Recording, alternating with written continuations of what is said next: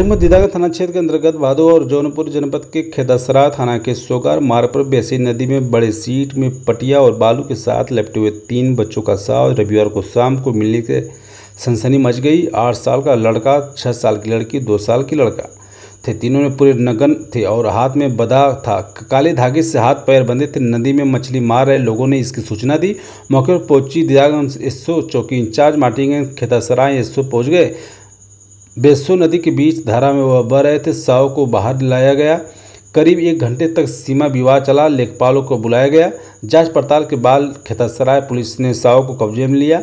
खेदसराय police की जांच प्रारंभिक तौर पर सरायमीर थाने की कौरागहनी निवासी रमेश बनवासी के 3 बच्चों के होने की जांच कर रही है।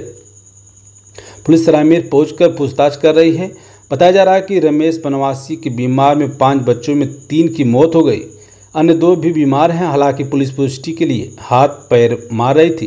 वहीं इस मामले में पूर्व सीओ किरण पाल ने बताया कि रविवार को आजमगढ़ जौनपुर बॉर्डर पर बसो नदी के पुल पर 3 अज्ञात बच्चों के शव नदी के अंदर मिले, जिनकी शिनाख्त विनीता पुत्र दिनेश मुसहर, राजन उर्फ सिंटू पुत्र दिनेश मुसहर और सनी पुत्र हरेंद्र मुसहर निवासी कौरागहनी थाना सरायमीर के रूप में हुई है।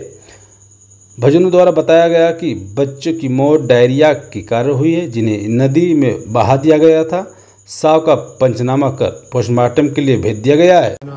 28/9/25 को बेसू नदी सेंगर भादो पुल जौनपुर बॉर्डर पर 3 अज्ञात बच्चों के शव सफ़ेद कपड़े में लिपटे हुए बेड शीट के अंदर बंधे हुए नदी के अंदर मिले, जिनकी शिनाख्त के प्रयास किए गए।